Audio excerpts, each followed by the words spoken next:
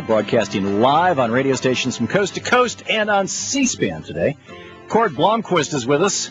Cord, am I pronouncing it right? With the Competitive Enterprise Institute? Cord?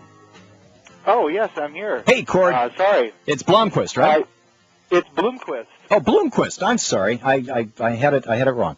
Cord Blomquist is with us with the Competitive Enterprise Institute. He's a technology policy analyst with the Competitive Enterprise Institute, a conservative think tank, CEI.org, the website, if you want to check it out.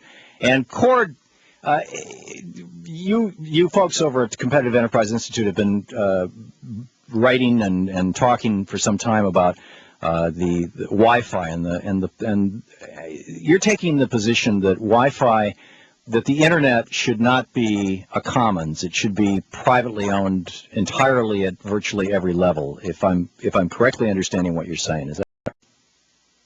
Yeah, that's what we think. Why?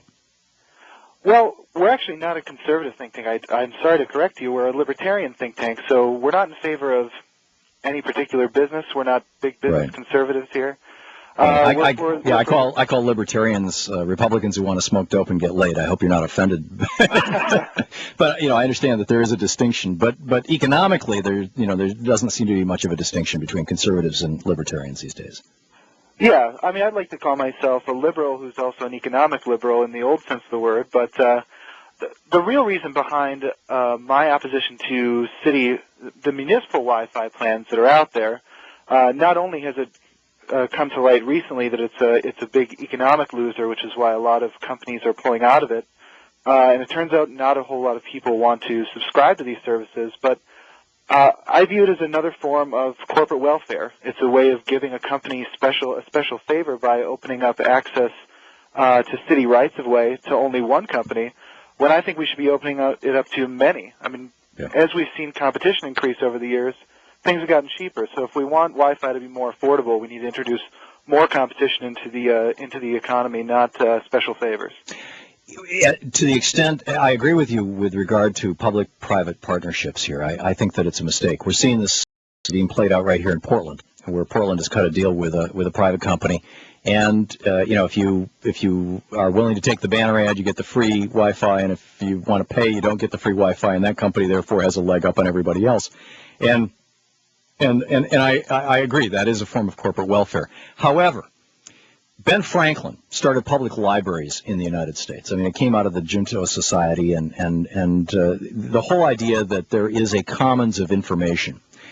I would argue that Wi-Fi is so cheap now that the technology is ubiquitous, and the internet has become our new public libraries. And we've had a real commitment in this country for 230 years to having public information commons. We call it, like I said, we call them libraries. And I'm assuming that you would be opposed to that, first of all, because it's not private, that people should go to Barnes & Noble instead. And my position is that we should extend that cities and municipalities, or states for that matter, should have a certain bare minimum level, just like a library is a bare minimum level of Wi-Fi, that is paid for by we the taxpayers, that it's not absurdly expensive. It's not the super high-priced gee-whiz 20-gig throughput stuff. You want that, you can pay for it. Let private companies compete to provide the real gold star service for people who are heavy-duty internet users. But let it be available so that any person, regardless of their income, can, just like they can walk into a public library right now and check out a book, can walk into a Wi-Fi cloud and check Wikipedia. What's wrong with that?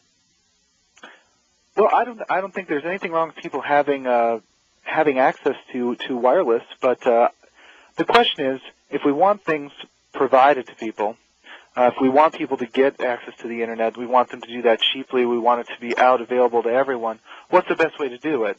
I don't think that supplying it via the government's the best way to do so. I think the government ends up competing unfairly, ends up stifling a lot of competition in other areas, with the benefits of risking other people's money. They don't have to make the same financial choices that private firms do. They have special access to their own rights of way. They're sheltered from liability. There's a big lack of accountability problem there. But it ends up hurting innovation. But look at the examples. I mean, I'm sure you know which country in the world has the highest level of high-speed wireless access, or not just Wi-Fi access, but internet access.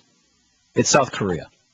Yes, right. South Korea and Japan are they're neck and neck. But yeah. Right South Korea. And the reason why? Because South